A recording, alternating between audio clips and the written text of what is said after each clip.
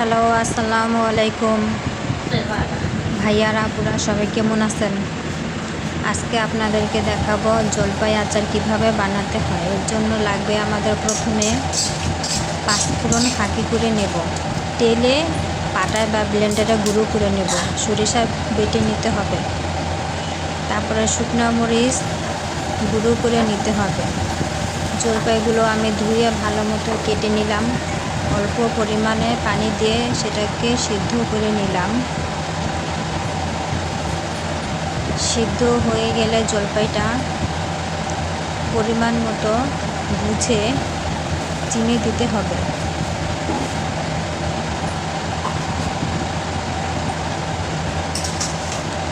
চিনিটা ভালো মতন গলাতে হবে।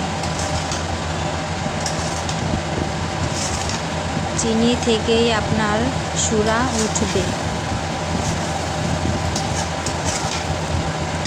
সেই সুরা ভালোভাবে শুকাতে হবে।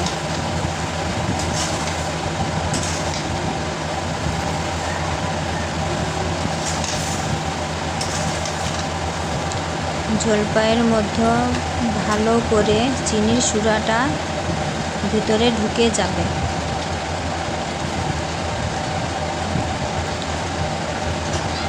চিনিটা শুকিয়ে যাওয়ার পর দিয়ে দিব লবণ, হলুদ, একটু আদা রসুন দিব, 2-3টা তেজপাতা,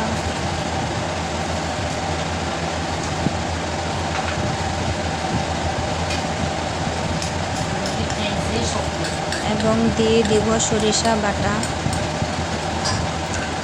তারপর ভালো করে মিশাতে হবে। মশলাগুলো ভালো করে মিশিয়ে নেব। দিয়ে দিলাম শুকনো মরিচের গুঁড়ো, তেলে নেওয়া ফাঁকি,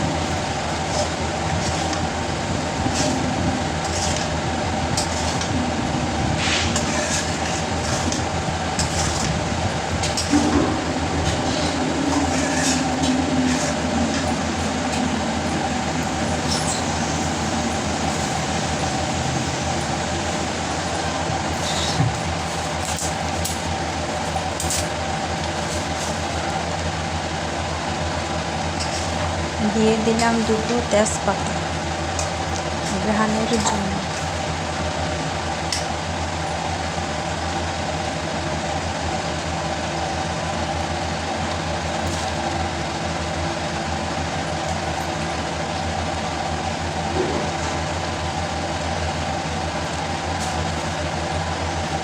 সবগুলো মশলা শুকিয়ে যাওয়ার পর দিয়ে দিলাম সরিষার তেল।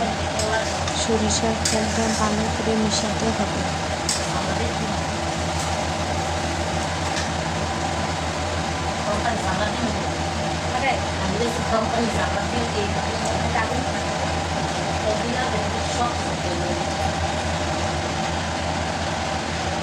ভালো করে শুকিয়ে আসলে দিয়ে দিব পাঁচফোড়নের ফাঁকি।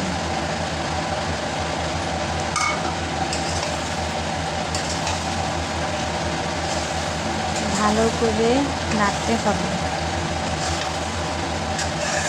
যেন পাঁচফোড়নটা ভালো মতো আচারের সাথে মিশে যায় এবং সুন্দর একটা ঘ্রাণ আসে।